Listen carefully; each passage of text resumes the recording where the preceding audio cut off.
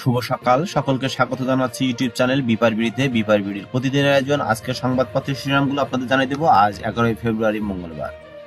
অনুরোধ থাকবে যারা আমাদের চ্যানেলে আজকে প্রথম তারা চ্যানেলটি সাবস্ক্রাইব করে পাশে থাকবে। আমাদের শিরোনাম করেছে দুই প্রতিদ্বন্দ্বীর নির্বাচন প্রস্তুতি। ভোট সামনে রেখে দল গোছাচ্ছে বিএনপি, সব আসনে নির্বাচনের প্রস্তুতি জামাতে ইসলামী। 764 কর্মকর্তাকে ভূতাপেক্ষ পদোন্নতি নিয়ে প্রশ্ন, ক্ষোভ। এখনো ছাপা হয়নি 14 কোটি বই। প্রথম আলো শিরোনাম করেছে নির্বাচনের রূপরেখা চাই বিএনপি। এছাড়াও 4টি সড়কে অবস্থান, বিক্ষোভ, জনভোগান্তি। সাবেক এমপি সহ সারা দেশে গ্রেপ্তার 343। অবসরের আগেই বিচারকদের সম্পদ হিসাব দিতে হবে।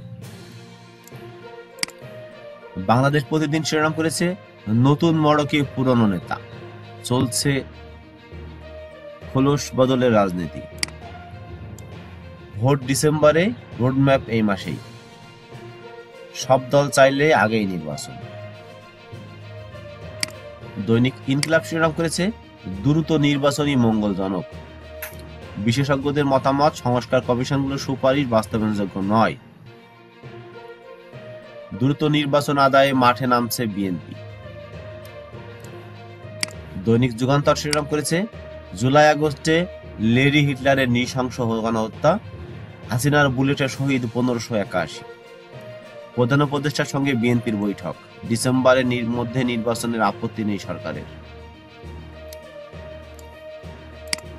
দৈনিক মানব কণ্ঠ শিরোনাম করেছে আওয়ামী লীগ নিষিদ্ধের নানা দোলাচাল, ডিসেম্বরে জাতীয় নির্বাচন, 15 ফেব্রুয়ারির মধ্যে রোডম্যাপ ঘোষণার আশ্বাস।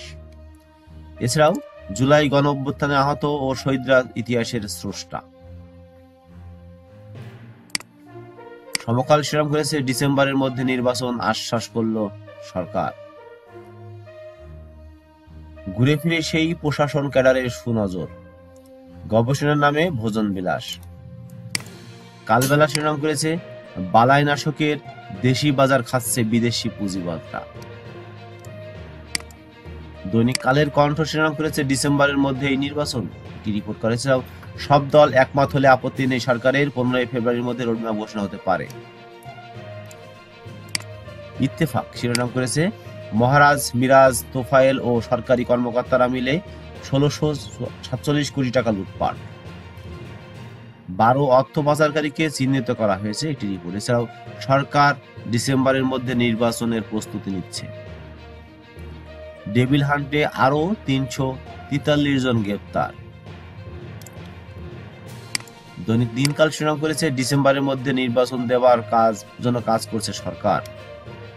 এছাড়াও ধানমন্ডি 32 নম্বরের বাড়ি থেকে হাড়ের আলামত সংগ্রহ সিআইডি। 12 দেশে হচ্ছে টিউলিপের অর্থ পাচারের তদন্ত।